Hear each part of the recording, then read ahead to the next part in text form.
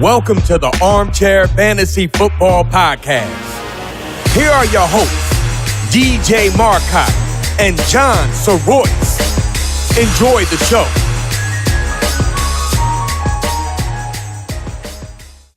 All right, welcome to the pilot, the maiden voyage for John and I. I'm DJ. And I'm John Soroyce. And it's taken us a good 2.5 to 3 hours to figure out how to use GarageBand, but I think we might have figured it out. And basically what we're doing today is just test driving the car and seeing if we can put together some information for you guys. Today we're going to talk about a little bit of draft recap, go through every team and players that are relevant, or hopefully relevant to this year's fantasy football season, or maybe a little bit of dynasty as well. So what do you think, John? Well, we're going to find out who you think is good, who I think is good, and possibly who the critics who are thinking are good.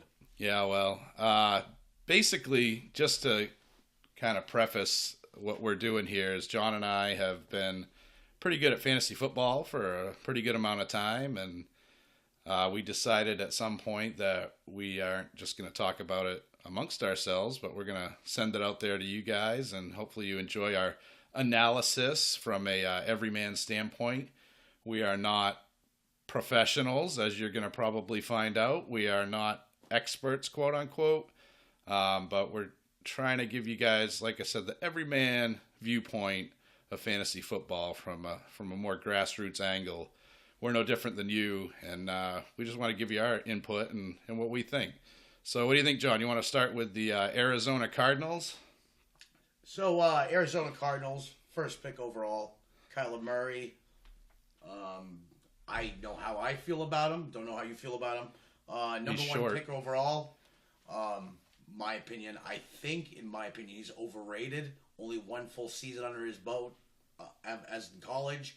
I don't see it. I don't know what other people see. I'm not saying he can't contend at that level, but I think the school has something to do with it. Yes, he got a scholarship and also got drafted for MLB, but this is NFL. It's much different than college. Obviously, Cliff Kingsbury is a big fan of Mr. Murray. I think one of the concerns with him is he can be at times reckless with his throws, which at the NFL level obviously isn't going to work out too well for him. Incredibly athletic, though. Great velocity. He's a great runner, and all indication is that he's a really good leader. It's kind of hard to project how he's going to do this year. I mean, you look at Baker Mayfield last year, came into the NFL out of the same school, actually, and lit it up pretty early. So I question if Baker didn't have that success, if there's as much buzz around Kyler Murray as there is right now. But Kingsbury says he's going to start right out of the gate. I'm just not so sure I would invest a pick in him from a redraft standpoint. Maybe dynasty, late first round, early second round. But Kyler Murray, not a guy that I am going all in on. He's a little bit too scary for me. A lot of young weapons there in Arizona. A lot of talent, but just not somebody that I'm going to be all in on. What about Andy Isabella, John? Andy Isabella, from a standpoint, from seeing what he did at UMass and seeing what he can do, not a big guy, but he is very small. He's speedy. He's a very good open field runner. He's very explosive. So he's the type of guy, if he catches that ball on a screen pass, he gets past you on the corner, watch out, because he'll stretch that field. You're talking many yards after the catch. His last year, total at UMass, he totaled 1,698 total yards. That is pretty impressive from his standpoint for a 1AA school. Nowadays, it doesn't matter what college level you're playing at. Look at Cooper Kupp. Many others out there in the past have had recent success in smaller schools. For example, Carson Wentz. So I think he could go off in the right system. Is this right system the one? Not sure. A lot of be playing catch-up as it relates to depth. Larry Fitzgerald's in front of him, Christian Kirk. Maybe not in the media impact first year, possibly, I'm guessing, second or third year. A little concerned with the fact that Christian Kirk really would probably excel out of the slot. Obviously, Fitzgerald at this stage of his career is more of a slot receiver, and that's really where Isabella stands out. He's an excellent athlete. I have an absolute man crush on him from, an ability standpoint. But also a guy we're about to talk about, Hakeem Butler, is in the mix. There's just a lot of weapons there. David Johnson will be catching passes. I love Andy Isabella as a dynasty prospect. Not so much on the redraft, which kind of hurts because he's an excellent athlete, great hands, knows how to get to the ball. He's physical. I love everything about the guy, but I just don't know if he's going to produce that much. He might be one of those feast or famine guys, but definitely got a good frame on him. A good build for a guy his size. Reminds me a lot of Wes Welker, Julian Edelman. Not loving the fit in Arizona, though. I mean, I think for him to make an impact in redraft leagues, like, DJ said, Dynasty, he has that long-term value. Redraft, you're going to need a Fitzgerald. You're going to need a Christian Kirk injury to happen for him to make an impact. And let's be honest, most rookies, what do they struggle with the most? Routes. He may be a polished route runner. Don't know. It's much different. Yep. Don't know if he's going to pick up that playbook. It is Cliff Kingsbury. He has an extensive playbook. He could pick up on it real quickly. Don't know. My opinion, he needs an injury to make an impact. If he went to Indy, I would be all in on this guy. But again, not the best fit, I don't think, in terms of a team. And again, there's a lot of mouths to feed there. We're talking about a guy, Christian Kirk, that had a high draft capital last year. Larry Fitzgerald's just not going to hang around not to be involved. And again, Hakeem Butler, different type of receiver, more of an X receiver, but he's going to get some love as well. And not to forget the one of the better backs in the league in terms of pass catching, David Johnson. So we'll see. What about Hakeem Butler? Hakeem Butler, wide receiver for Iowa State. Love his numbers as it relates to composition. 6'5". Bit of a steal, too, in the fourth round. Fourth rounders could be a gem. Let's be honest, not many number one wide receivers get drafted in the first round. There's a few, but let's be honest, most of the gems come later in the rounds. Greg Jennings, Julian Edelman, these are people that didn't get drafted. Going with Greg Jennings on that one, huh? Yeah. All right, we'll take that. Was very high on him when he was out of college. Nobody was high on him as much as me. I am assuring most of you that will probably one of the very few Greg Jennings references this year, but we'll roll with it. Who was on Marcus Colston when he came out of Hofstra? This guy. Yeah, that was a long time ago. You're dating yourself. Hakeem Butler, 6'5", 227, big boy. red zone target immediately, and an offense that not great hands though. Okay hands, not great. Could change. The one thing he does struggle with is the yards after the catch. He's not very good at yards after the catch, but does give him something they haven't had for a while, an immediate red zone threat. He's a physical guy. He's got good size. I think he just kind of relies on it too much, but again, that X receiver in that offense, they don't really have one of those, so he could definitely grab some touchdowns this year. Hakeem Butler, don't love him in terms of his ability like I do Andy Isabella, but in terms of fit, I think that's actually a really good fit for him in Arizona. You want to move on to the Falcons' very offensive-rich draft? Yeah, this Atlanta Falcons did not have a really offensive draft that I can see. The only person offensive line help there. The biggest person I'm going to talk about is first round they picked up Chris Lindstrom. Guard out of BC. I think he's going to have an immediate impact for a line that struggled to protect Matt Ryan at times. This is good for Freeman, too, to be honest with you. Devontae Freeman, possibly if Freeman can't stay healthy. Ish Smith.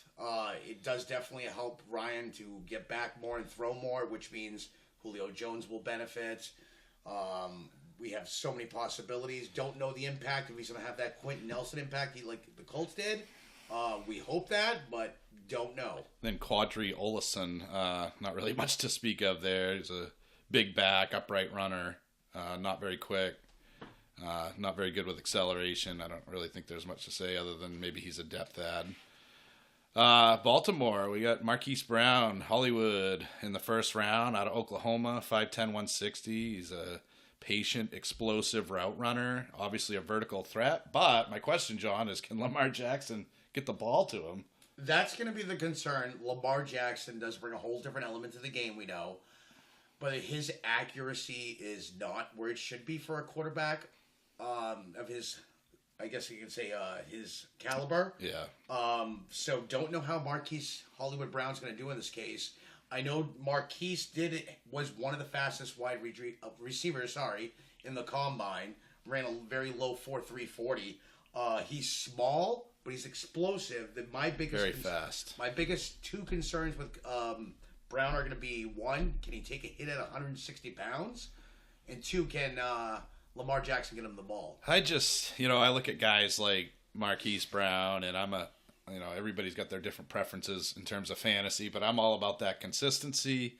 He's a home run hitter, and he could take the top off of defense, and, he could get you 20 to 30 points some weeks, but I think some weeks you're going to be looking at a big fat goose egg, and I'm not all about that action. So we'll see what Brown is all about this year, but definitely going to be a feast or famine guy. You look at Miles Boykin out of Notre Dame, big receiver, good hands, great with contested catches. I think his route running needs a little bit of work, but he's got a really good catch radius, and I think he could be a great addition. Really that kind of opposite type of receiver at Marquise Brown. What are your thoughts on him? I mean, he's a definite red zone target. Like you said, his route running is not as polished as it should be. Is he an upgrade on Michael Crabtree? My opinion, no. Crabtree doesn't matter what offense he's been in. To me, I don't think Crabtree's the problem. I think it's Lamar Jackson. Yeah. We don't. They're a run first team, and they obviously picked up Justice Hill, which more of a smaller change of direction, no quick one's back. Gonna be on him. Very elusive. He's another home run hitter, and obviously the Ravens are looking at a fast, I think, ground-based style that can take the top off the defense when need be. But you got to watch out for, Justice Hill could sneak up in there, especially if Ingram gets hurt. Obviously, he's not a young buck, but very crowded backfield in Baltimore. That's my concern there. What do you think of his chances on kind of sneaking up the pack there? Honestly, in a type of offense like that, and it's Baltimore, he could immediately start. One injury changes that whole. We got Gus Edwards, we got Mark Ingram, we got Kenneth Dixon, and now we got Justice Hill. Is there such thing as a four-headed monster?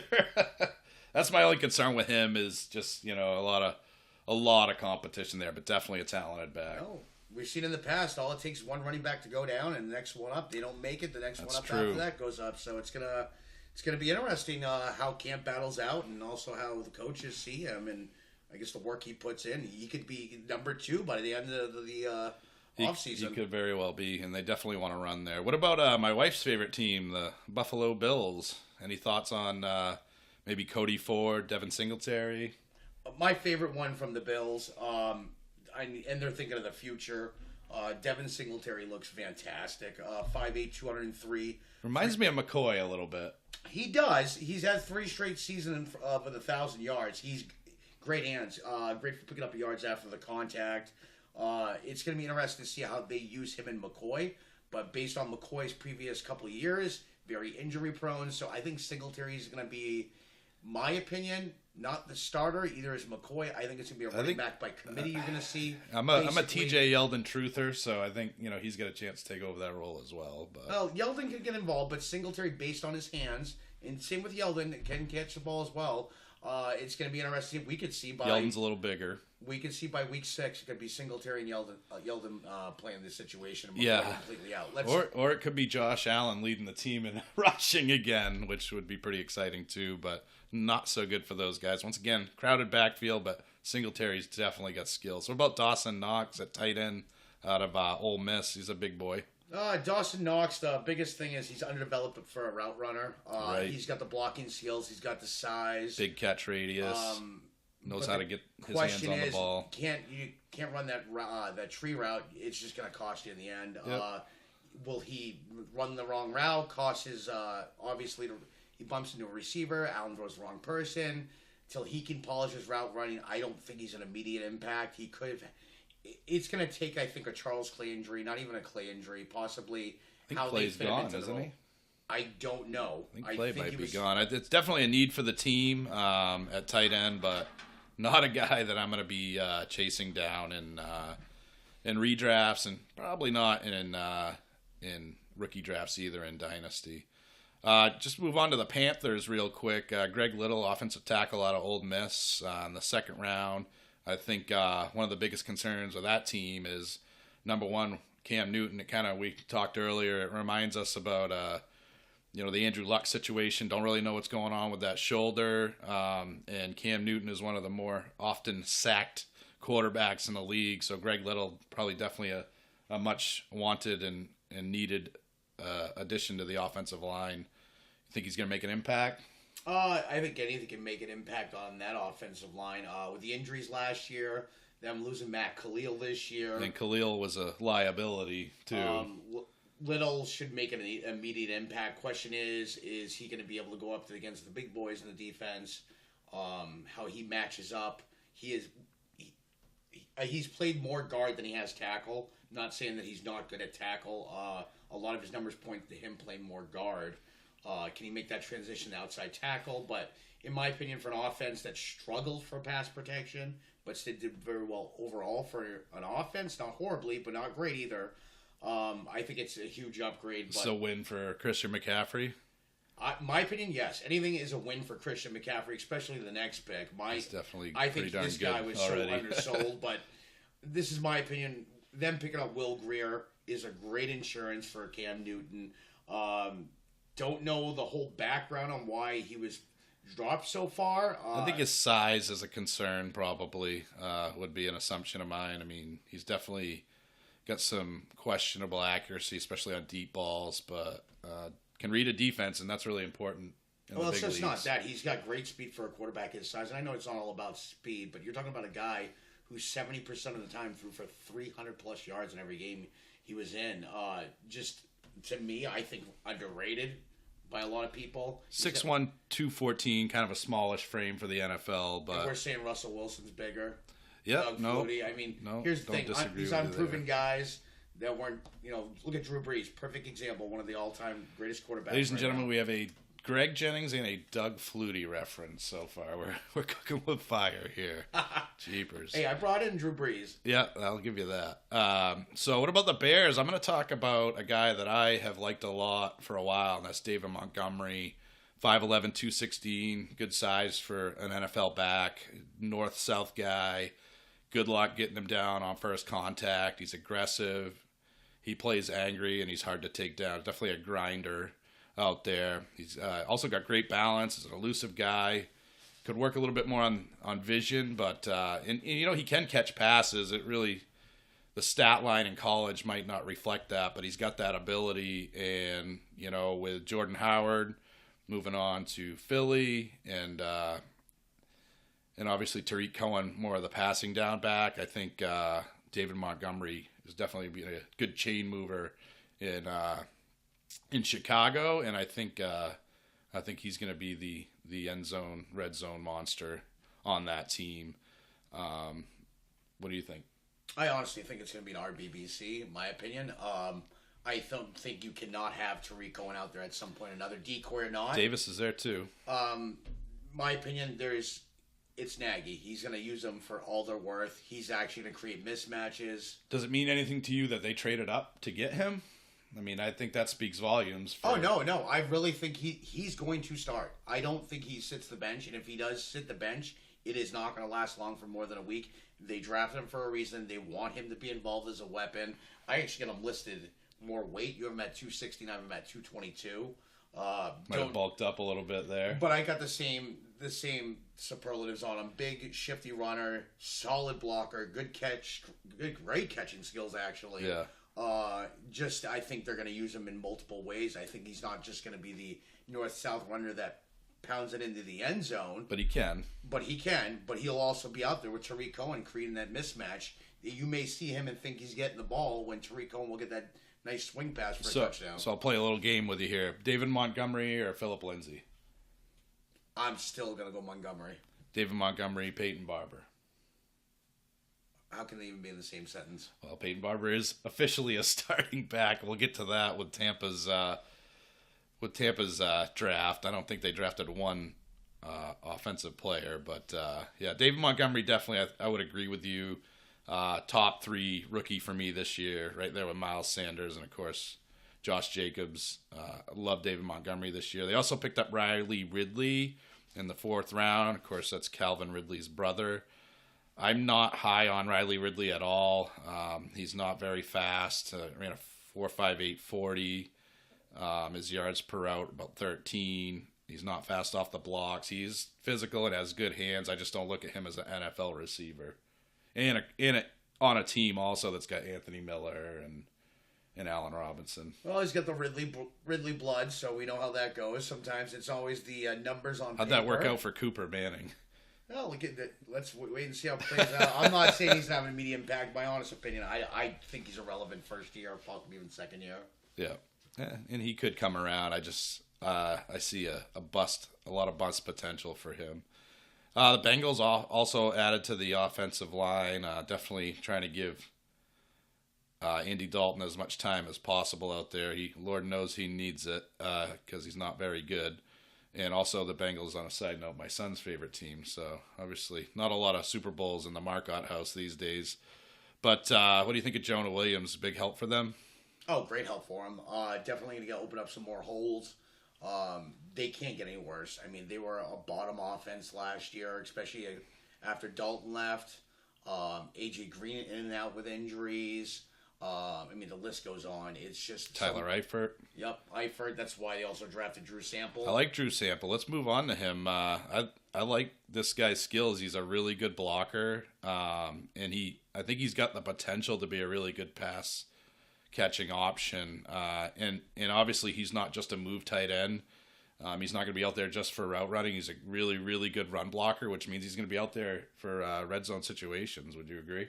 Oh yeah, and then the other statistic I saw that really jumped out at me, in the last 2 seasons, he hasn't dropped one pass. So that's incredible. That's amazing. No drop passes. Question is, can Dalton get it to him? I mean, that's going to be the question. I mean, Dalton's had some success with the tight end in the past, especially Eifert. Obviously, Tyler Eifert is an incredible talent, but can't stay healthy. So I think it's going to be some definite opportunity there for Sample. What about Ryan Finley? Any thoughts on him? Yeah, I don't got much. Back up. Let's move on. Obviously, not a guy that I think is going to make an impact as a starter, but could be a solid backup for those guys.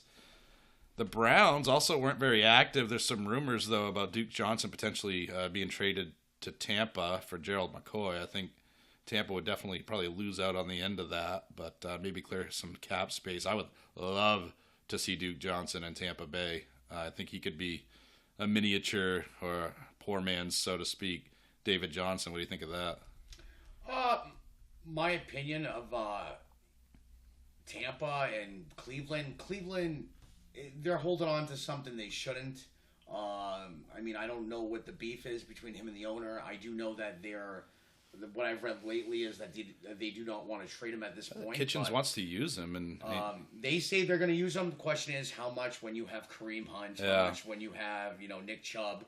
I know Kareem Hunt is suspended for a few games. Yep. So don't know how much of an impact it's going to have. He could use Duke Johnson as a receiver. There's been talks of that in the past, so it could be something that could open up. I don't know if that's going to be the case. I think if I'm Cleveland, I try to get something for nothing and improve the defense. A defense that's already added Greedy Williams, which I think is already going to be improved, helping their secondary. Offensively, they didn't really need to add much. I think, a great draft for them, really. I mean, they're obviously stacked offensively, and Njoku is a really talented tight end that probably isn't going to catch a lot of passes because there's so many other options. Now you add Odell and you have Jarvis there. Jarvis Landry. I mean, the offense only gets better with their off-season acquisitions, not even including the draft. So it should be. And Chubb has proven that he can be a feature back. So hopefully they move Duke Johnson for his good and for our good in terms of fantasy. What about Dallas? I'll let you take them. Dallas added, from what I can see, Tyrus Hill from University of Central Florida, D tackle. One thing Cowboys have always done is has a work ethic clause in his contract, does he not? I wish I could do those at work. I'd just have everybody sign a work ethic clause. That'd be sweet. I do know this about Hill, though. He is very explosive off the line. One thing Dallas has done in the past few years is get these gems at defensive line, I should say. Maybe I'm partial, but I've said Jerry Jones. He doesn't select very good coaches, but in terms of talent on the field, he's really, really good at that. So they also added Connor McGovern from Penn State at guard. And he can play center too. So if Travis Frederick has issues, Frederick, as far as I know, is healthy. It looks good. He looks good on paper. Should be back by OTAs. Should be good to go. Dallas has always done an outstanding job of getting backups, and vice versa. Their line depth has always been good. Question is, as an organization, is the trouble they get into. But there's been a few gems they've picked up that I don't have listed in the last few days after the draft. Yeah. They picked up a corner. I can't remember his name off the top of my head, and I apologize, but how many corners do you see at 6'5", 235 pounds, and he runs a 4.4 40 with a 40-inch vertical? How did this guy not get drafted? Just a size speed specimen. Yeah, definitely. We'll talk about one of those later when we get to Seattle.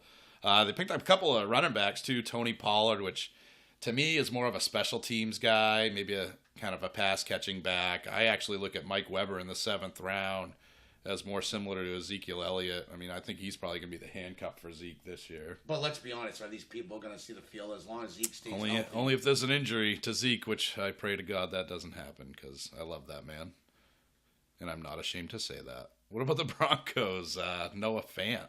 Noah Fant's a huge upgrade for them at tight end. Tight end. I mean, another one out of Iowa. He's basically a bolt-up slot wide receiver. A what? What was that? He's a bolt-up slot wide receiver. Oh, a slot. Okay, gotcha. Tight end. Just wanted to clarify that. I think he will do. This is intended to be better. A family show. I don't know what you think I said, but I did not. But I guess let's move on. Precise it is. They also got Drew Lock. What do you think of him from Missouri? I mean, he is your prototypical guy that I would see John Elway drooling over. You know, he's got some good size. He's 6'4", 228. He's got a good arm, but his accuracy is pretty inconsistent. Drew Lock, I look at him as like a Blake Bortles, honestly. Like, I think that's what you're going to see. Do you think Elway saw the name Locke and mixed it with Locke? He might have thought it was Andrew Locke. I don't know. He might have thought it was Oliver Locke. I don't know, but I don't know what's going on with John Elway, a heck of a quarterback. Fun fact, my dad really hated John Elway. I don't really remember why, but he's not a very good GM in my opinion, and roster construction is not his strong point. I will say, I mean, they got Locke later. I mean, they might have had to trade up to get him, and they waited and they were patient and got him. They got their man. I just don't know if he's a mighty good man, so we'll see about that. Lions, one of my favorite guys in the draft, T.J. Hawkinson. Again, for me, I love guys like Evan Ingram and their ability, but Evan Ingram is a move tight end. Evan Ingram will not always be there on the goal line in those goal line situations because he's not a great blocker. T.J. Hawkinson is, and T.J. Hawkinson's 6'5", 251. He's got good size, great route runner, creates separation, a bit more of a narrow frame. People, want to compare him to Gronk. Gronk was 6'6", 261, so a little bit difference in size there. He could bulk up a little bit, and if he does, then he's going to be one of those guys like Gronk, Kelsey, and Kittle, where he could really, really cause some damage. I love T.J. Hawkinson. I think it's a good landing spot with Detroit, but then I also have Eric Ebron PTSD and wonder, if they're actually going to utilize him. That's my concern with Hawkinson. On paper, combine, what you saw, elite tight end. It could be an elite tight end in the next level. The question is exactly what DJ said. The Lions are not known for using their tight end.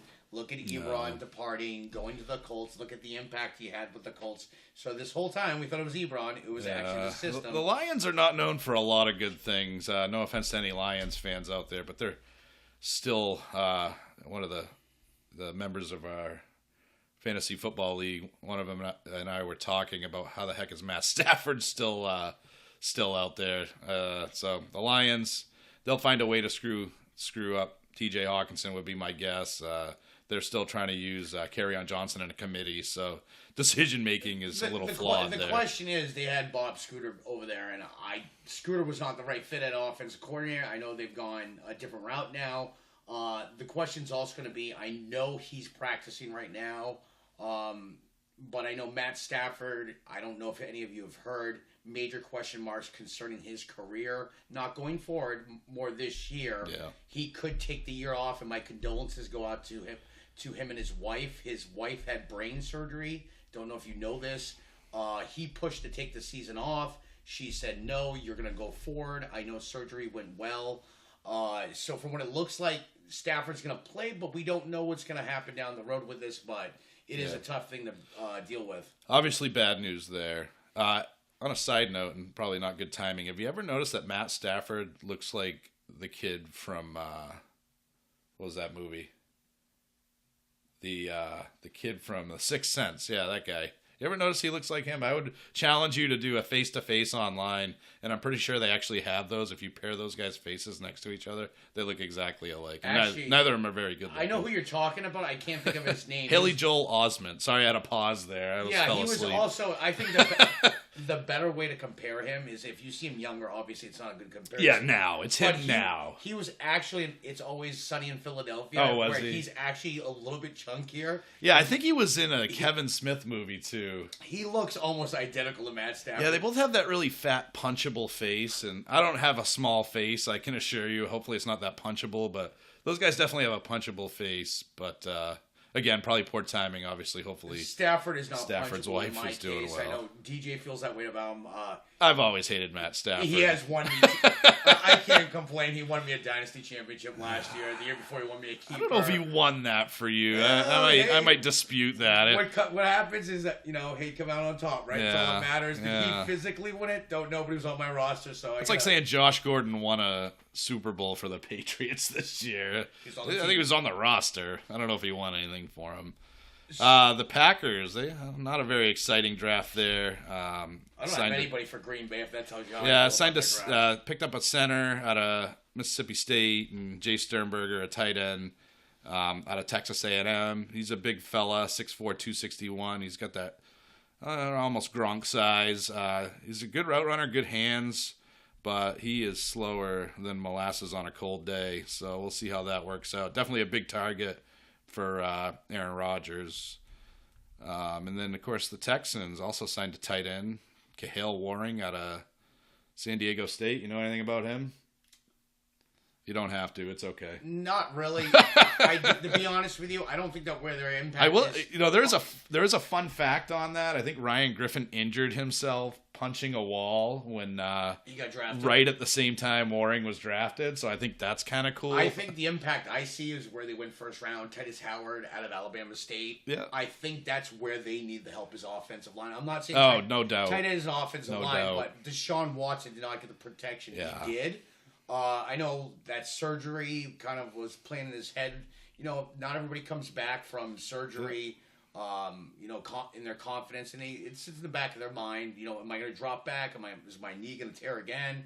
So let's see what a line will do for Deshaun Watson. My honest opinion, he's only going to get better. I love Deshaun Watson this year. I probably love him too much. Hopefully I don't end up reaching for him, but in terms of Will Fuller, DeAndre Hopkins, arguably the best receiver in the league. No drop passes last year, none. Yeah, none, zero. That guy's he's pretty good. I think he's on everybody's radar. And of course, Kiki QT is very talented, but his hamstrings are like Twizzlers, like licorice sticks. So he was on the field more than Fuller. That's true too, and that's part of the problem. Cody better than Fuller.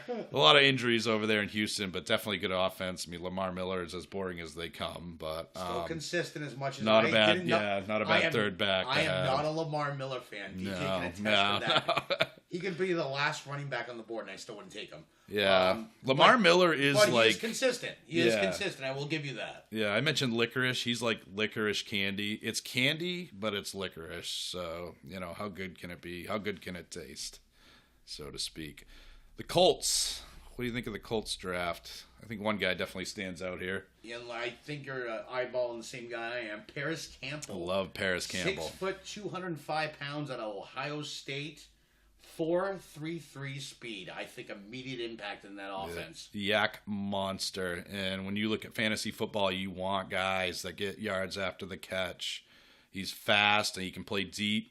That short underneath stuff he's going to be a murderer. I think he's going to help Luck not just Luck, but not an Aaron Hernandez murderer. T.Y. Hilton played with a very not at 100% most of the time. So why they were contending at the time. So with a Paris Campbell out there, it's going to take a little bit of pressure. And your favorite tight end, O'Doyle Rules, will be back.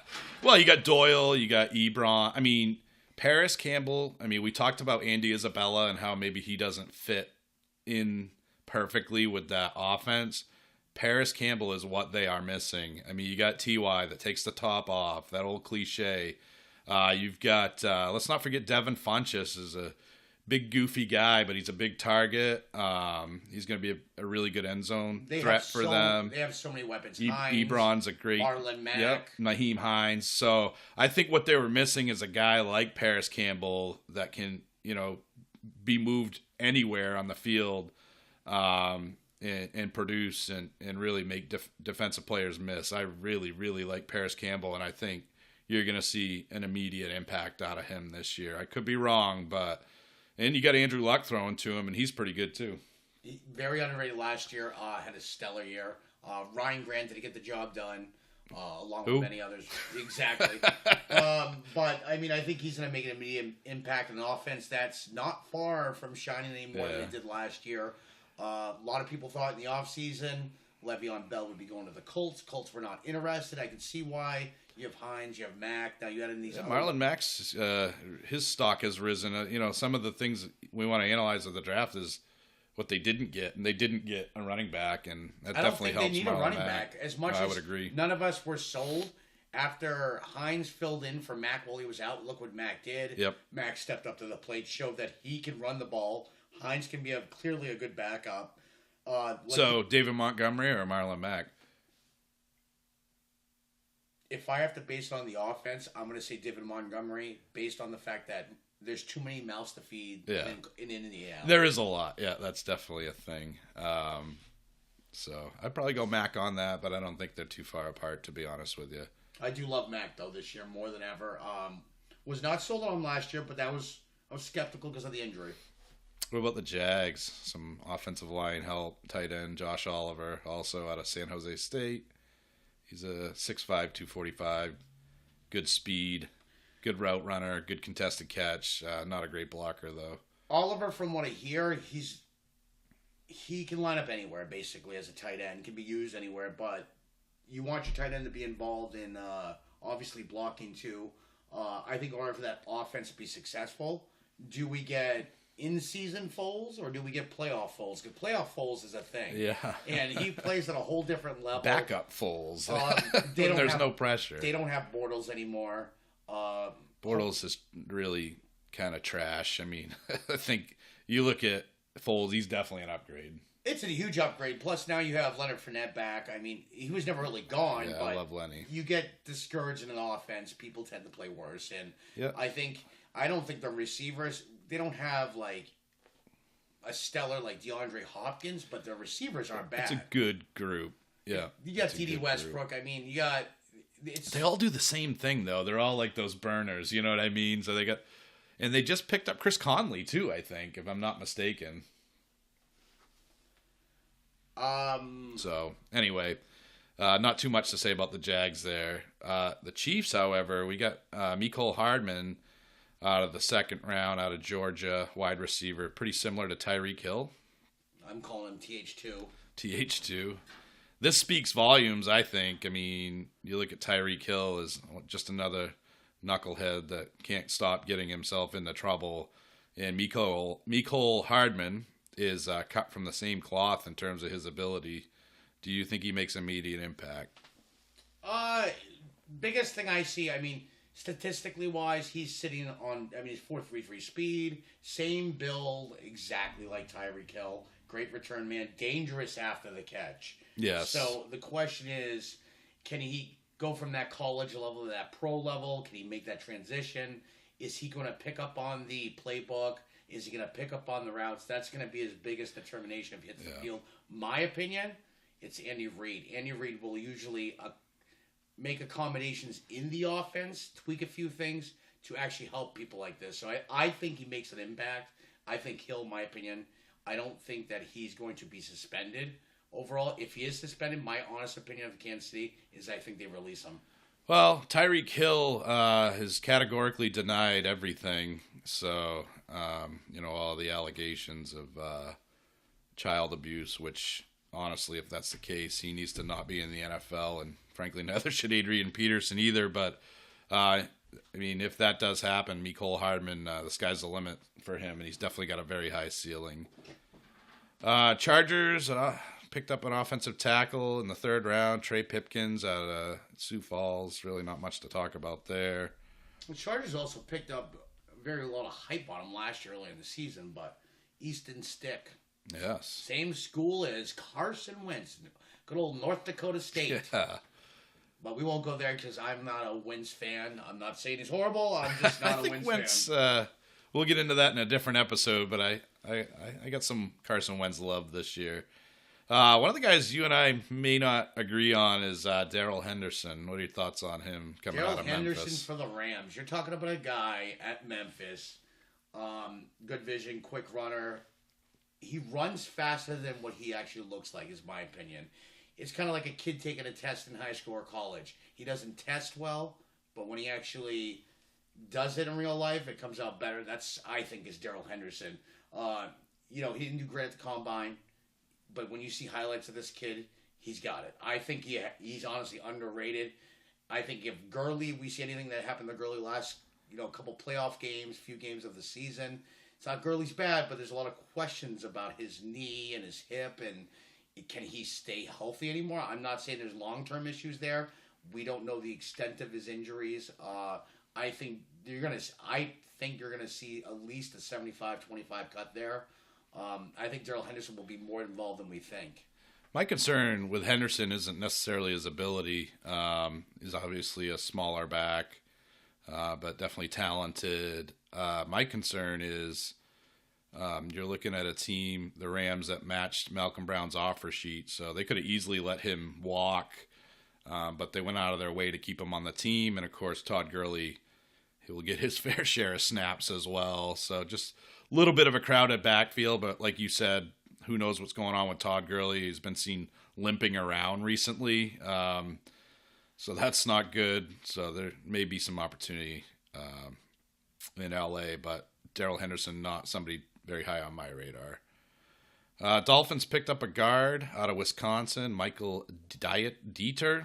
So that goes to show you what I know about him. I can't even say his name. Anything else from Miami, John, that piques your interest? I have no interest in Miami.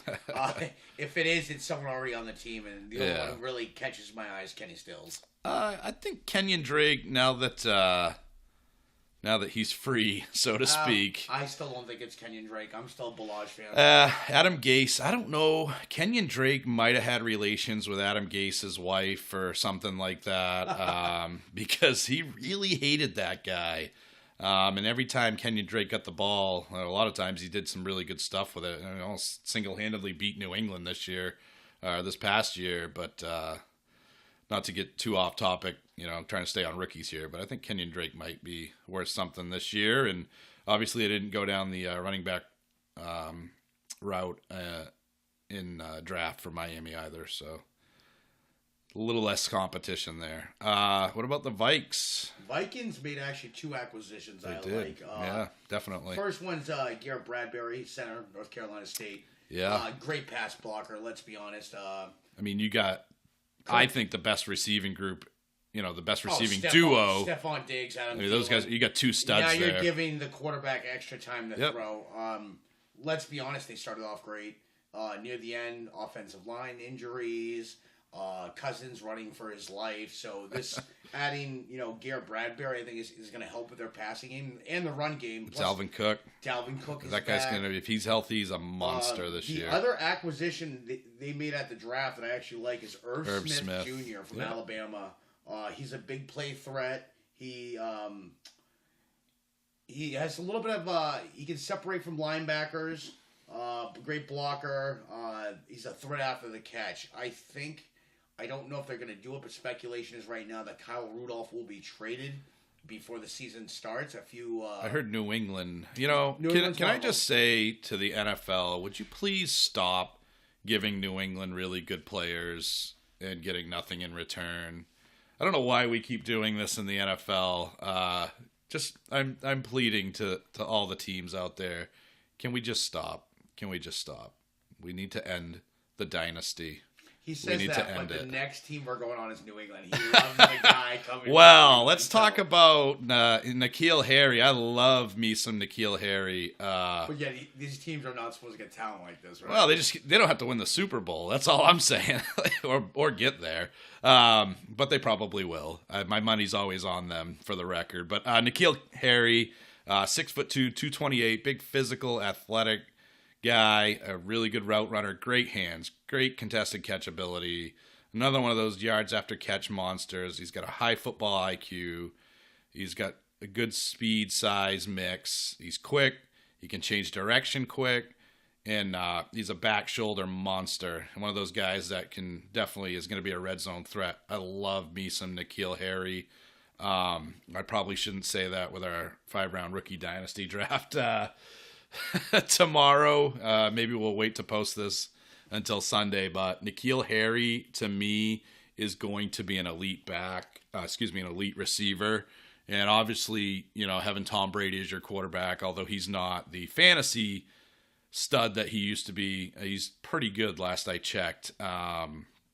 So I just look at N'Keal Harry as a guy that's going to produce right out of the gate. And hot take, I think N'Keal Harry could definitely be a top 10 wide receiver this year for fantasy in general. I'm a Pats fan. DJ knows that.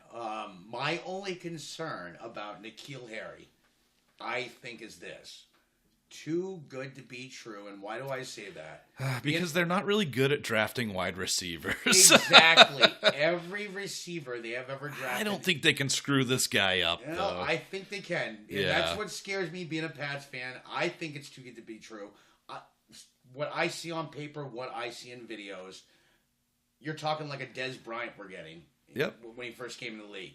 For a Patriots to have that with a Tom Brady and with Gronk gone, immediate impact would be great. But what scares me in the back of my mind, being a true Pats fan, because I actually went through the... You know, all the Pats fans say that, but we're not going to tumble down that road. No, difference is, I went through the 3-13 seasons. Most people didn't. That's the difference. I didn't grow up to the rings on my finger. But that's my, the biggest question I have for him. Everything as it looks, traits-wise, he's there. I'd love Videos-wise, Harry. he looks amazing. But the question is, can he make that transition? And can he break the curse of the Pats, which is their best receivers have always been late-round gems or possibly free agents. Yep. Can Harry break that pick where it's an early pick and he breaks out? I think so. This guy, you talk about a great athlete, a great player. Not just a great athlete, but a great player. I've seen great athletes before, like Dorial Green Beckham, that aren't really good players. And Dorial Green who? Yeah, that guy. So I think Harry's going to be a monster this year. The one that messed me really up on the Patriots, and I'm still trying to figure out why. Was it Damian Harris? Exactly. Damian Harris from Alabama. Yeah, go ahead. He fits their mold. Good hands, good blocker. Don't you think it's a best player available scenario? This is Belichick. Yeah. We go from a 3-headed monster at running back to now a 4-headed monster. Well, I think Rex Burkhead's days are numbered, so we might disagree on that. I have never been a Burkhead fan. You know that. Yeah, I don't understand it. I questioned his neck. Oh, mister, I come back for 2 games. Yeah. I'm out for 20 more. And he's not. Yeah, and he's not. He's a backup. But the question in play is, how much is he going to be involved? Or, are they thinking James White's leaving down the road? Are they being proactive? So I can unlock that riddle for you. Are you ready for this? He's going to have a 20-plus point game. And then Sony Michel's going to have a 20-plus point game. And James White's going to have a 20-plus point game. And they're never going to do it at the same time. So what you're saying is... I don't think I've ever drafted a New England back. You know me. I love Sony Michel, yeah. But I think for the team, if you're looking at a football standpoint, definitely he fits that running back group. You've got James White, who's, at this point, you have to consider him an elite pass-catching back, and maybe even the best in the league at that right now. And then you've got Damian Harris, who is just going to crush your face on every run. He's hard to take down. Another one of those guys on first contact that's just going to brush you off. And he also, he doesn't have a lot of wear and tear sharing carries in college at Alabama with Josh Jacobs, who we'll talk about a little bit later on. But And then, of course, you got Sony Michel, who's that explosive back. So in terms of the team, I think he fits really well. Just he's gonna take some capital away from White and from Sony, sadly, because I like both those guys. Or he could have the Alabama running back syndrome, which not many of them work out. I'm not bashing Alabama running backs, but let's be honest, Derrick Henry's still not in the form yet. Trent Richardson, the list goes on. I'm not bashing. Or he could fumble, and you'll never see him again. It'll be like Infinity War, and he just turns to dust, and Bill Belichick does the snap on his Infinity Gauntlet. Don't fumble in New England. That's not a good idea. Jared Stidham. This guy is out of Auburn. He's 6'2", 218. Some people are comparing him to Tom Brady, and I think that, you guys will probably hear me talk about the Patriot glasses. I think sometimes people put the Patriot glasses on and assume that everything's always going to be okay, when that hasn't always been the case. Jared Stidham is smart. He's good at deciphering defenses. He's got decent size and arm strength. He can run. He's got pretty good mechanics too, but much like Brady, under pressure is not his best attribute. He does not play well under pressure. He doesn't always recognize the blitz, which is not a Tom Brady attribute. And his deep ball accuracy is not great. He's got 1,000 career rushing yards, man. Yeah, I just, you got to make smart decisions in the NFL. And you know what? This coming from a guy who was nervous about Patrick Mahomes when he came out because he didn't make great decisions. But Patrick Mahomes is a gunslinger. Jarrett Stidham is afraid of getting beat up. That's the way I look at it. So he's not Tom Brady. I mean, he could be a diamond in the rough out of the fourth round. But I would caution Patriot fans to look at him as the heir apparent. I would strongly caution that. Here's my thoughts, being a Pats fan. And Brady was bigger, too, so it's not like... I mean, I gotta love this guy, Jared Stidham. Come on, he's got my initials, JS. Come on, how can I not love this guy? Yeah. The biggest thing with him I see is, I don't know if this is the future they're thinking. I know they keep saying that, but when you're taking a round 5 person, do I see the Brady comparison all day long? But there's a reason why they keep Hoyer around. That's to teach. I don't think this kid will ever see the light of day on the field. I thought he carried the clipboard for Brady. And it was his driver, Hoyer, yeah. Isn't he just Brady's driver at this point? But here's the thing. He is the backup, no matter how much. At this time, yes. Yeah. But he knows the system. I think if Hoyer works with Stidham down the road, I'm not saying Stidham is the future either. Yeah. But I think they're thinking in the back of their mind, if Brady goes down, they only have Hoyer. Here's a kid. Oh, yeah, he's definitely... The only time he's literally going to see, if it's 55-0, let's be honest, Pats don't usually even take Brady out then. Yeah. I think the only time he's going to see is preseason. But I can see the comparison. Oh, yeah. Brady's not going to let him... I mean, you look at what his traits, what they compared him to. Good arm strength, size. That's pretty much... Brady's on a horrible size. He's on bad arm strength. They're both narrow guys. Yep. Yeah. Above average mobility, and let's be honest, that's already an upgrade on Brady. Brady does not have the mobility most quarterbacks do. Here's a few comparisons. He doesn't need it. Yeah.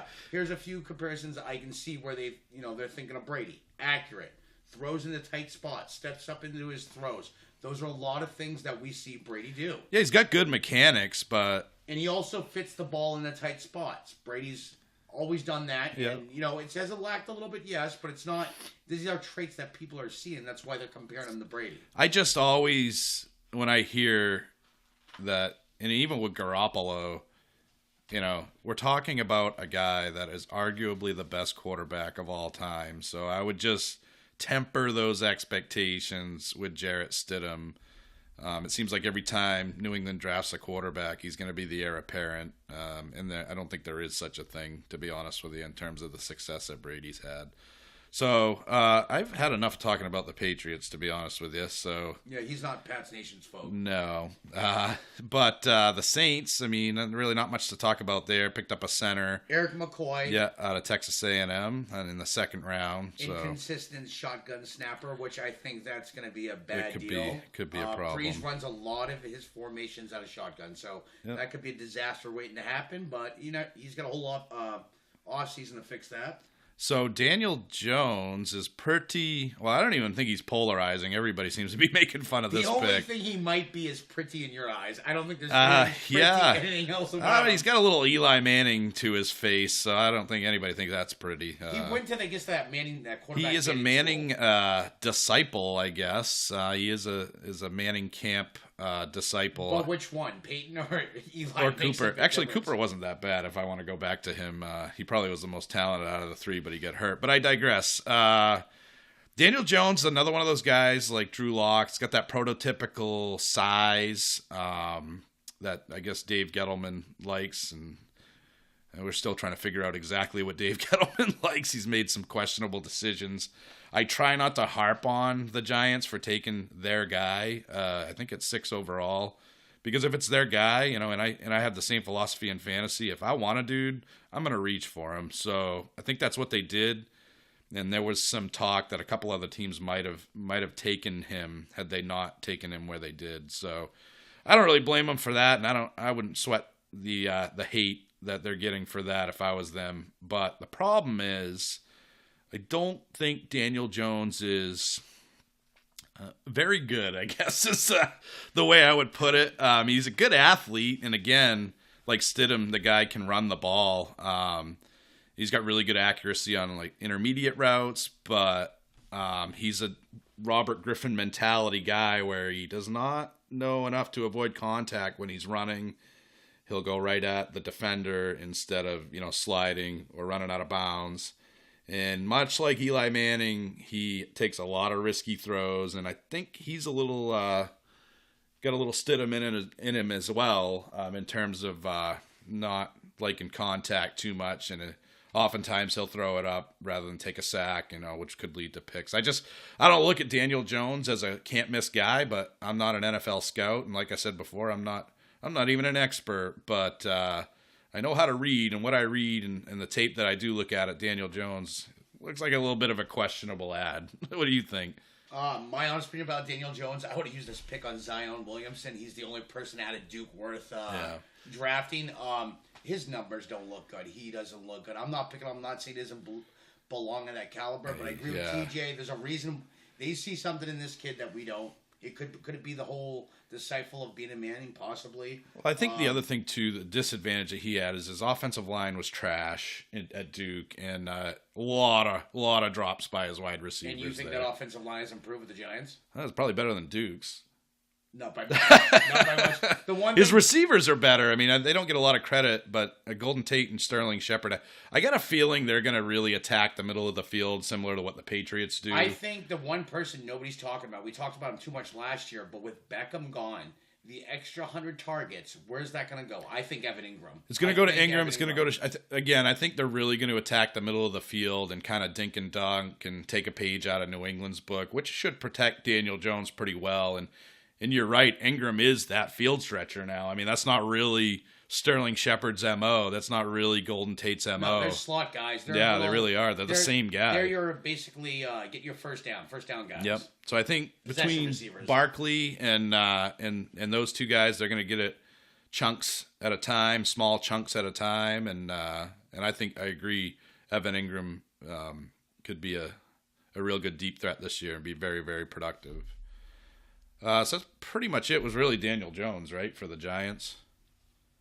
Yeah, there's You're making me nervous. Slating out a wide receiver, just making sure it's running. Okay. But I'm not going to talk about him. He's inconsistent hands, quick, and let's be honest, receiver is not where they needed to go for their second, their other pick. I think they should win offensive line, defensive line, something with a better upgrade.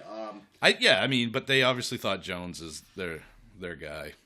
I mean, the next team is who I knew you're going to talk about. The boring Jets? No, Jets I didn't have any. The boring Jets with a boring draft. There's a shocker. But they did pick up offensive tackle Chuma Edoga out of USC. They picked up Chewbacca. In the third round. Oh, I can't do that. Yeah, you're better at that than I am. So, I don't know, bolster that offensive line a little bit. I think they're really talented on offense, so I don't really think they needed much. Robbie Anderson, I love. Le'Veon Bell's pretty good last I checked. They got some good talent there. Anybody else that I'm missing on that team? You got Herndon, but like I told you, Chris Herndon. Yeah, the fourth. But yeah, I don't really want to talk about the Jets anymore because they're boring. I like the new unis. I don't know if you saw the unis. I do like the new uniforms a lot. I'm not a Jets fan, but the new unis are actually nice. I'm liking the new unis. I think more teams should go for that style. They look pretty. They look like superheroes, man. They're probably not going to play like it, though. So moving on to the Raiders, I am a really big fan of Josh Jacobs. He is N'Keal Harry level talent to me, just at a different position. He's a violent runner, but he's still patient, but he can also be decisive. The guy just has it all. He's a good pass catcher. He's got eyes for the ball and hands for the ball. Blitz pickup's a little bit of a concern, but who really cares about that? I mean, he's going to really, really get a lot of reps. And Crowell got hurt. Doug Martin's in, but Doug Martin is not stealing anybody's job anytime soon. I know Jalen Richard's there too, but I think it's wheels up for Mr. Josh Jacobs. Great landing spot. And on a side note, everybody talks smack about first-round running backs. Last I checked, the Patriots were in the Super Bowl with a first-round running back, and so were the Rams. So I honestly think, and I'll probably catch a lot of heat for this, I look at Oakland as a team, or soon to be Las Vegas, that's going to have a winning record this year. I really do. I just think they have a lot of talent. They made a lot of good decisions after making a few bad ones last year, and it really all comes down to Derek Carr. What do you think about Josh Jacobs, Mr. Soroyce? My honest interpretation of Josh Jacobs, let's just start with Alabama. You know how I feel about Alabama backs. I've gotten burned by Alabama backs. Here's my interpretation of him. He has all the credentials. He has all the looks, the stats to be the number one back. Yeah. But this is my downfall of Jacobs. Love everything I've seen of highlights, footage and everything. But this is my downfall of Jacobs. He is in Gruden's offense. Gruden's offense has never had better than a ranked 20th back in their system. You can look it up. That's the one downfall. Had a lot of 1,000-yard backs, though. I mean, but barely over 1,000. That's the thing. They've never been the workhorse that everybody think they would be. It's always the receivers and the quarterback who have that stellar numbers for Gruden.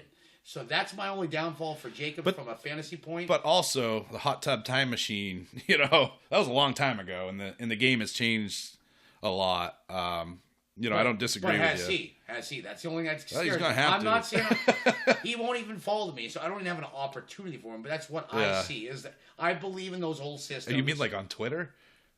Is that what you meant? No. What I believe is in the old. Oh, I thought you said follow you. No. I believe in the old systems, like, okay, Gruden, his offense may have changed slightly, but it's still the same offense, just with a different look to it, maybe. But I still think he follows the same things. And I think deep down that he's honestly still going to run the offense the way he has in the past, maybe with a few different looks. But I still don't think his running backs going to be involved as much to see a top 15 or top 10 running back. I see top 20, exactly what he's done with running backs. But he's not like an Andy Reid who utilizes the back all over the place to be like a top 5 back or a top 10 back. So where do you think he goes? I mean, I think he goes as high as third round. Oh, people are going to be high on him. He was a high pick. He's got like I said, he's got the numbers, the attributes to be a top back. So I'll go back to David Montgomery, Josh Jacobs, or David Montgomery. I'm still going to draft Montgomery over Jacobs. That's my honest We'll opinion. agree to disagree on that one, but I think both of them are going to be productive right out of the gate. Let Montgomery fall to me. I'll take him. You take Jacobs. We're both I'm not happy. letting anybody fall to you. That's not how this works. I have last pick, guys. I have last pick, so it doesn't even matter to me. So Foster Moreau, any thoughts on him out of LSU, tight end? Not really. Yeah. I mean, it's Oakland. He's really a blocker, and Lee Smith, I think, just got cut, so I think that's really where they're going with that. I don't think they're going to throw the tight end much, and I don't think they're going to have to. I mean, you look at Tyrell Williams as a really underrated. He's as good of a number 2 as you're going to get.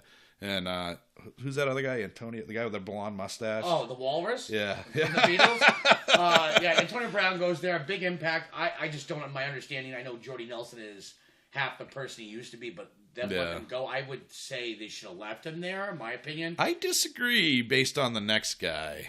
Mr. Hunter Renfrow. So when I look at Oakland... Doesn't he play for the Padres? He might. Hunter Renfrow that plays for the Padres. So hey, two-sport athlete, man. He's bringing it back. So Hunter Renfrow is out of Clemson. He does not play baseball to my knowledge. He's a small guy, 5'10", 184, slot receiver. But when I look at Oakland's offense, I see Antonio Brown. I see Tyrell Williams. and I see Hunter Renfrow just slides right in as the slot receiver that can produce right away.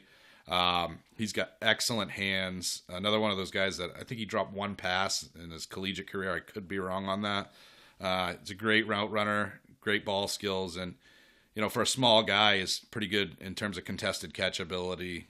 He's obviously undersized and at times lacks some explosiveness, but I really think Hunter Renfrow could be a PPR stud coming out of the gate in Oakland. But, of course, there's only one ball, and Derek Carr's throwing it, so who knows? Plus you got Antonio Brown there. He'll want 90% of the balls. Yes, or he'll throw a fit. Yes, the walrus wants everything. He's a diva. Eagles. Eagles, one that's, they got Andre Dillard, Washington State offensive tackle. I don't think their offensive line was even that bad to begin with.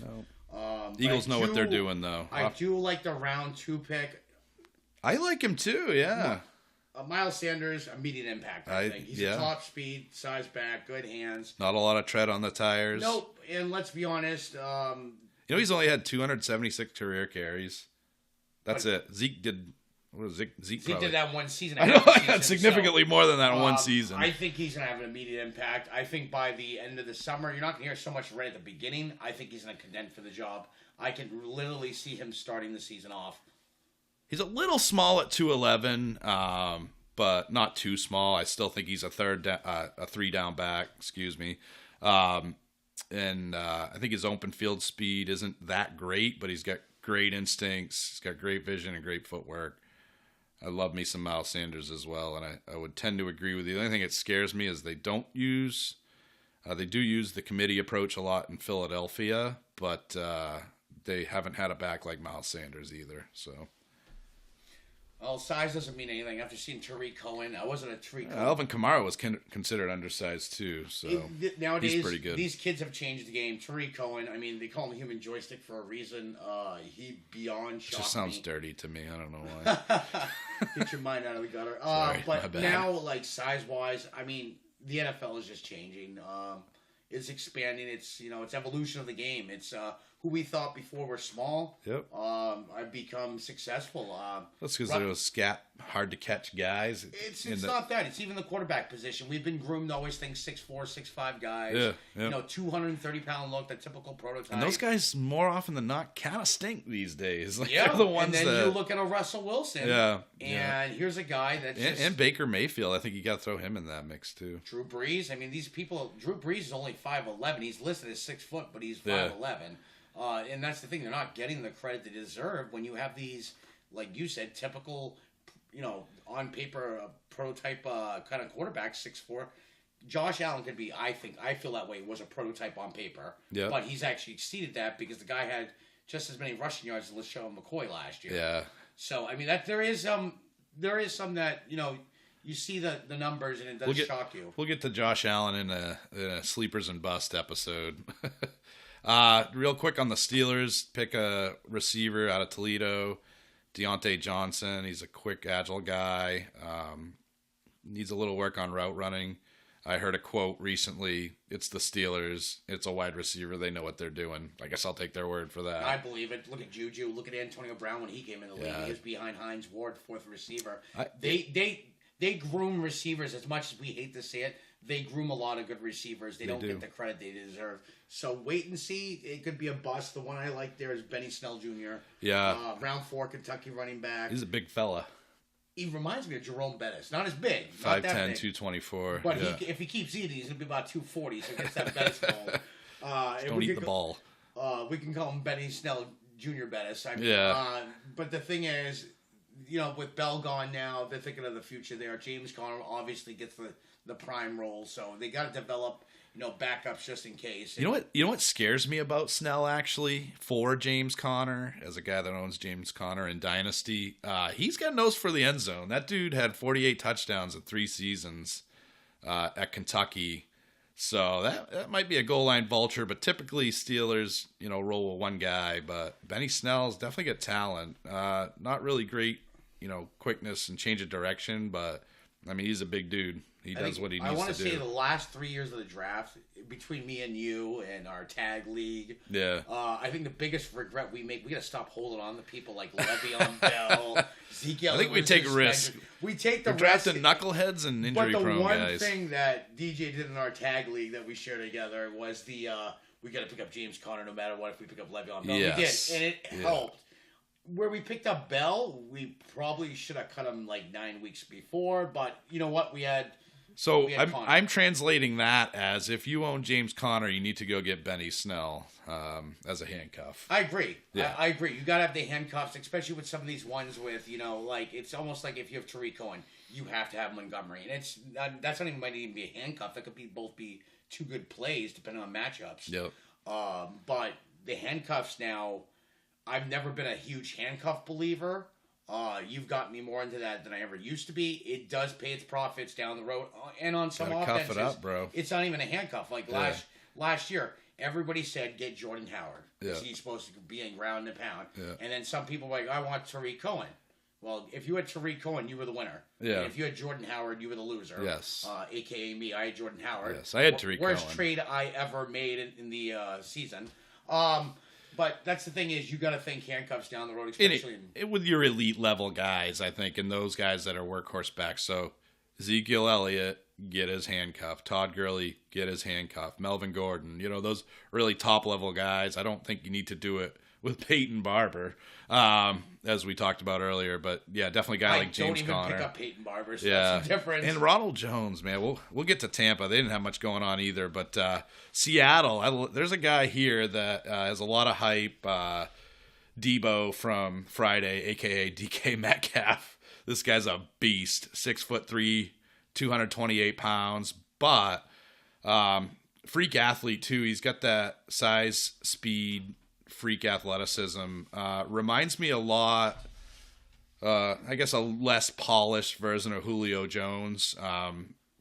But my go-to for busts is Dorial Green Beckham, so he could be anywhere from Julio to Dorial. But I think it's a really good landing spot, especially given the circumstances with Doug Baldwin. Maybe being done at this point. But DK Metcalf's a big fella, and he's a fast fella. He's not a really good route running fella, right, John? No, not good route runner. Shuttle times were horrendous. I think Tom Brady had a better shuttle numbers, I should say, at the combine than him. DK Metcalf, you look at him, looks like a bodybuilder. I will say that, but he does not. You look at his numbers on the field, he does not fit. The only thing I see that jumps out at me is that red zone threat. Yeah. But if he can't create separation between him and the corners or the linebackers, he's just your typical hyped up receiver out of college. Will he fit in Seattle? I don't know. My true opinion, if Baldwin retires, Lockett will be number one. The Moores will share time together. We don't know how much Vinette is going to get back into it. Disley at tight end. Plus Chris Carson emerging. Will Rashard Penny be used more as a receiving back or be a running back by committee? I just don't see DK Metcalf making an impact his first year. I think he's going to be overhyped, and I think his value, people will take him too high and waste a pick on him. Yeah, he's very enticing. I look at him with that freak athleticism and that speed. You mix speed and size like that, I mean, that's just, it's unnatural, to be honest with you. And if they can work with him and improve those route running skills, and his footwork's not great, stuff like that, I think he could flash this year. I want him to really be really good right out of the gate. I mean, him and Tyler Lockett, line them up on each side and see who gets full first, so to speak.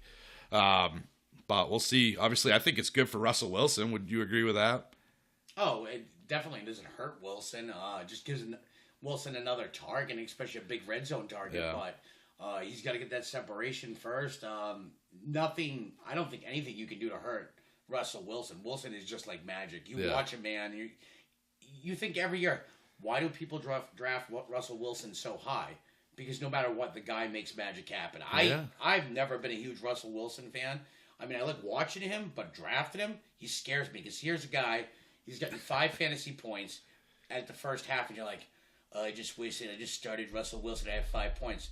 And by the end of the fourth quarter, you have 42. Yeah. He's that type of player. player. No, he's so boomer I really bust. don't like when Russell Wilson's on the other guy's team. Yeah. Yeah, because all you're thinking is the same thing. We're going in the fourth quarter. So you think you're good in the fourth quarter. Yeah, you're like, I'm up by 45 points, and then Russell Wilson, thank you, 4 touchdowns. And then WrestleMania runs wild again. And that's the thing with Russell Wilson. He makes magic happen. If you give him more weapons, he's just going to do more. He hasn't run as much as he has in the past, but honestly, you give him a weapon like Doreen Beckham too. Or Julio Jones too. Or Julio Jones too, which that could be scary because I'm a huge Julio fan. Injuries have cost him a few years, but he's shining out as elite now. But wait and see which one we get. Are we going to get It's going to be one or the other. Yeah, I don't are think we going to get a anywhere cocky in between. DK Metcalf that's going to go out there and thinks, the world owes him everything? And I mean, he could always main event WrestleMania against John Cena if it doesn't work out in the NFL. So he could. He's big enough to. Honestly, or he could make up Friday 4. Yeah. And he can play Debo. Yes, he can play Debo. Debo's so speaking of long-lost Debo, son. we are on the next team, Sam Fran. Are you skipping the long-lost son of Greg Jennings, Gary Jennings, or are we not worrying too much about him? Gary Jennings. All right, let's move on to the other Debo. The true Debo Samuel for Sam Fran. That's sacrilege right there. I love this kid. I think he's a running back and wide receiver. That's my opinion of him. He's 5'11". Really he's 214. He's built like a running back. Is he Pettis but better at what Pettis does? Is that because that's kind of the comp that I've heard is that he's Pettis but better? I think he is Pettis, but better because the difference is he excels at yards after contact. So if you don't get him down right at the beginning there, he's going to burn you. He's electrifying the watch. Yeah. He has that. If he gets in that open field, watch out because you may not get him down. Yeah. Because, like I said, he's built like. And if he knocks you over, he'll look at you and say, "You just got knocked the F out."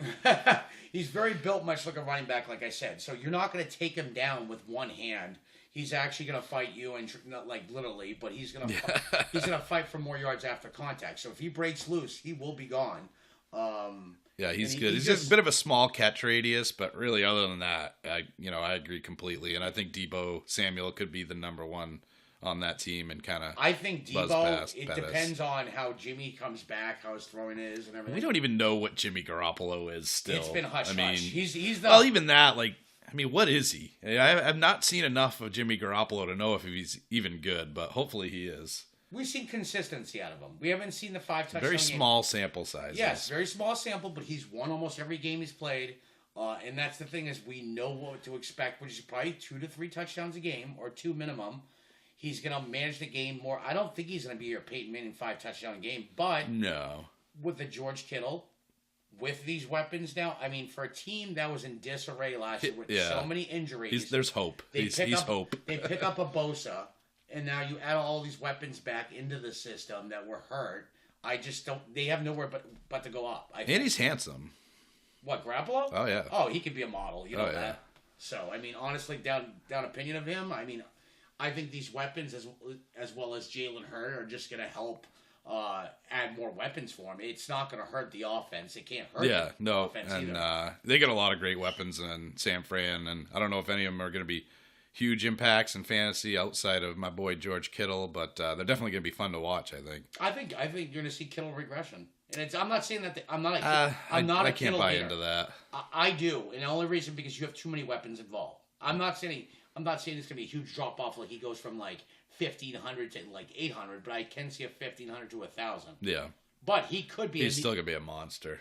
I still think he's going to be. I think he's the number one receiver there. Oh, yeah. He's the tight end, but he is the number one target no matter what. And he's a really fun guy to watch. So.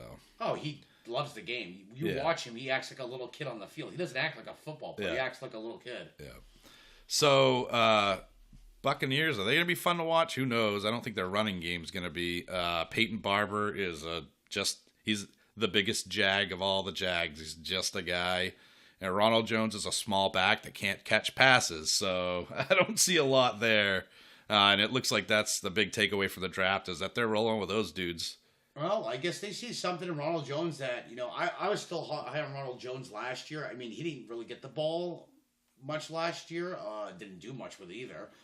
I guess once they with Fitzmagic, I love that guy. he makes stuff happen. Just love him. But can Winston...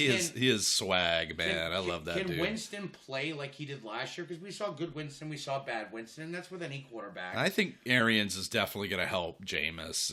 Oh, definitely. Arians was an offensive guru. Let's be honest. Everywhere he went, I'm not saying he made quarterbacks throw 50 touchdowns, but he improved the systems. Well, he's going to have to with Ronald Jones and Peyton Barber in the backfield. So. I don't think you're going to see the ball. I'm not saying he shies away from running the ball. I just think with those backs, he's going to use them differently. I think I see more of a passing game. I see more dump-offs. I see O.J. Howard being very involved in offense like that. Yeah, we'll see. I mean, not a position that was used a lot with Arians in the past, but, I mean, he never had an O.J. Howard. I love Godwin. Yeah, I think he's still good. You got me on him. The one is your boy. Yeah, that secret is out on Godwin. Dumpty, Adam Humphries that you love so much. Pronounced with I can't say that. I think that might be copyright infringement. But anyway, Humphries is gone. So let's segue that. Adam Humphries went to Tennessee, unless you got something else on the Bucs. No. Humphries went to Tennessee. So did A.J. Brown. I love A.J. Brown. Everybody knows that, although I'm a Dallas Cowboys fan, my favorite player in the league is probably Juju Smith-Schuster. Love the way that guy plays. He's a big slot receiver, which is a good thing to have if you got a big guy that can play the slot. And A.J. Brown's one of those guys. He can play the outside too.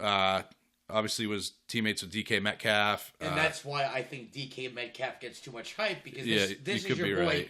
A.J. Brown here. I love him, yeah. There's a reason why sometimes somebody may look better than the other, because the other one's doing the work and the other one's getting credit. And I think that's what this is here. Yeah. Everybody's so big on DK Metcalf. This is the guy people sleep on. He's great. The problem is, though, Marcus Mariota that's a problem. Is a problem. And Corey Davis is a elite talent receiver and really hasn't displayed that with Tennessee. I think a lot of that has to do with Mariota and the fact that they always have some crummy backup quarterback out there. The other issue is, although A.J. Brown can play the outside, he's much, much better in the slot. And that's really the only place Adam Humphries can play. And I think that's been talked about a lot in terms of A.J. Brown landing there and Humphries being an obstacle for him. I don't even know why. I mean, hopefully they just put Humphries on the back burner. But even with that being said, A.J. Brown's going to fight for targets from a quarterback that I don't think is very good. I remember one time at a draft, right where we're sitting, somebody had a temper tantrum and almost cried because he didn't get Marcus Mariota in the draft. Do you remember that? Oh, I don't remember that. We're not gonna mention. Wasn't I the one who drafted Marcus? I think Mariota? you might have. Yeah. Yeah, I think I was. Yeah. And what did Mariota do for me that year? He crumbled. It wasn't good. He but crumbled. You remember that guy that cried? Is he still around? Yeah, I think he is. Okay. Anyway, that's A.J. Brown in a nutshell. Excellent talent. Not a good landing spot, sadly, and a guy that's moving down my board because of that. But hopefully he can overcome, and maybe a healthy Mariota will show some flashes of what he did in his rookie year. No, the one I think is going to flash, and people got mixed opinions on the next guy.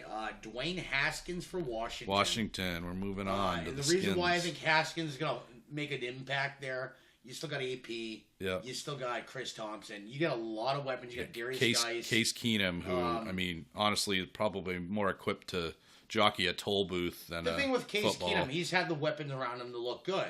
And last year, he showed that even with the weapons, that he could not make it happen. No. And he had Stephon Diggs and he had Adam Thielen. And last year, he had a broken down Emmanuel Sanders and a broken down Demaryius Thomas and a bunch of young guys. So I think, in this, my opinion, I think Keenum's going to flop here. That's my opinion. I think Haskins is going to take helm at some point. Agree. Haskins, his numbers don't tell a story like you think. I'll tell you what, man. 50 touchdowns, 8 interceptions tells a pretty good story to me. No, but I'm saying when people look at his 40 speed, he's not the type. If you look at his 40 speed and you're like, he's not a runner. No, he's really not. But the thing is, he can run. He's not as slow as people think. He's one of those people. When you see his footage on him, you're like, wow. He's not huge either. He's not. No, I mean, he's 6'2", 214. But the kid can do both. He can run. He can throw. And I think in an offense like Washington, he's not gonna blow you out of the water first thing, but he will actually do better than I think most people expect him to do. Yep. And I think, honestly, I think he's in a perfect spot to take late and actually reap benefits from. So, I guess I have to say this. Normally I'd keep this stuff close to the vest, but I look at a Dwayne Haskins, and maybe not this year, but definitely in 2020, that guy could be the Pat Mahomes that you get in the 12th round that wins you a championship. And those are the guys that you should be looking for at quarterback every year. So could be wrong. I mean, Washington was patient. They didn't jump up to get him like we thought they would. And I think he's got the ability to really perform there. And he's got a better receiving core, I think, than people think he does. It's not great, but a lot of good role players plus there. Plus they added Terry McLaurin. Terry McLaurin. From Not Ohio. McLovin. McLaurin. McLovin, what? I think it's McLovin now, though. I'm going with Terry McLovin. Okay, Terry McLovin, we'll call him, from Ohio State. So he played with Haskins. So that's going to be an immediate connection right there. Will he start? Don't know. But I can actually see something, not so much this year, definitely next year. They're going to have, you're talking about teammates. It's a bromance already that has already happened. Yeah. So if McLovin gets the chance he should, I see those two have an instant connection. And let's be honest, he'll favor him. He favored him at Ohio State. So the same thing's going to happen with Washington. It's the fact that McLovin's got to make a spot for himself on the roster. That's sticking. I can't think of anything clever for Kelvin Harmon, but what do you think about him? 6'2", 221? Not bad, but I mean, like I said, he fits the mold. Yeah. I'm not saying he's going to explode off the paper. He has a chance to start as well. It's He fell. His 6th round is a precipitous drop for a guy that was projected to go much higher than that. Oh, look at Bryce Love. Bryce Love fell, and if anybody knows who Bryce Love is, running back for Stanford, was a Heisman contender. But what kept him from that Heisman? A torn ACL. Just real quick on Harmon, guy can be a red zone threat, though. Obviously, he's a big physical guy. So wasn't Dorial Green Beckham. Poor Dorial. We were both high on him. So. I guess I brought that on myself, yeah. And then he got traded, right? And I thought that was going to pan out. You know where DGB is now? I don't, because he's just not I just couldn't quit him, though. I was all Brokeback Mountain about that guy. But you mentioned Bryce Love, 5'9", 200. Not a big guy, but he is explosive and can be a home run hitter, good pass catcher. Hurt all the time, though, right? Yes and no. He also, remember, he played with Christian McCaffrey. He didn't get the love, no pun intended, when McCaffrey was there. But he is actually a good runner. Very injury prone, not like super injury prone, but he does have those question marks. But you are talking about a guy with, let's say once Peterson leaves, you have Thompson there. I don't think Chris Thompson will ever be the same. I think mentally he's affected by that injury, and I saw that last year. I think hoping Geis will step in once AP leaves. Yeah, I think you got to look at that trade, by the way. There was a 3-way trade that was sent to us in the Dynasty League. You haven't looked at that yet. So I need to teach you how to look at Sleeper. You used it all year last year. Yeah, and this year I'm like irrelevant on it. So I'm just getting into it. I'm still in the I think I can tell you what it was. It was Darius Geis and you would get Darius Geis and Tyler Boyd. And so we can tell Jake if his trade is declined right now or not. So you would get Darius Geis and Tyler Boyd. I would get a 2021 second-round pick and O.J. Howard. And Jake would get Joe Mixon. And by the way, I would have shot for an earlier pick, a second-round pick, but Jake gave them all to you, so we're going to call him out right here. I guess I didn't see this trade transaction. I don't know if I'm looking under something else, but how does this benefit me? I'm I told him you probably wouldn't like it. Not since I have Joe Mixon and Christian McCaffrey. This is actually a running back core I actually like. It doesn't include Kerryon Johnson. I think I'm going to say no. Sorry, Jake. You do have a pretty good running back group, but it's my Jake, it sounds like you're going to have to up the ante on that trade. Give me the rest of your picks. I already have the rest of them. Yeah, he does have a fair amount of them already. So no go on that. But I guess that wraps it up, man. I know we probably took more time than we wanted to, and hopefully we didn't suck too bad. I'm sure we have some improvements to be made, but this is literally our maiden voyage. We took a while to figure out how to even record this. And I'm gonna be honest, and I agree with DJ. This is first rough draft, first pilot, so we're gonna hash out things, make them a little shorter, get quick to the point. Yeah, and of course, a draft recap is just organically going to be It's a still, long it's still process. shorter than the draft, so we're still doing good. Yeah, but shout out to Ryan Gothier who tried to help us, but I think we were hopeless. And then we really kind of lucked into it, so we're still trying to work out the kinks, and hopefully the audio is good on this. If it's not, we're learning as we go. And I can tell you that, for those of you that don't know us, John is what I call my fantasy life mate, and we own a team together, and we've been doing this a long time. And again, it's we're not gonna try to be smarter than the room. We want to give you guys our opinion, and hopefully it helps you. I got a lot of rings that clang together, and so does he in the fantasy world, and hopefully we can pass that knowledge on to the Armchair Army, so to speak. But this has been the Armchair Fantasy Football Podcast, and we hope you liked it.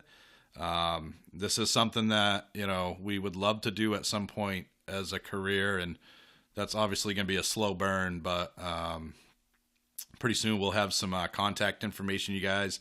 We can do some mailbag shows. We are on Twitter, which I'm still trying to figure out, and I have a paltry 19 followers. It's at Armchair Kingpin, and John is also on Twitter. I'm also on Twitter. I'm JSaroy4 on Twitter. Oh, sorry, actually, not on Twitter. I'm sorry, I apologize. John2977 on Twitter. I got to get it transferred over on all right, Twitter. That's enough, John. We don't need to know all that. So please like us, tweet us. Yeah, tell me how to use Twitter. I can tell you guys that I just got on Facebook for the first time in several years. But we want to get the reach out there, and I hope you guys had fun, and we'll probably make fun of each other a lot. We had some cutting room floor stuff we did before we started recording here that was pretty fun. So, just enjoy it. And if you guys have feedback for us, we're happy to hear it. And hopefully you enjoyed the pilot. And that's pretty much it. And happy drafting for those of you guys that have Dynasty rookie drafts coming up. And we're going to try to do 2 shows a week, probably right around June. And then kind of maybe do 4 shows a week during the football season. So peace out. Have fun. Be safe. And tune in next time. And see you soon.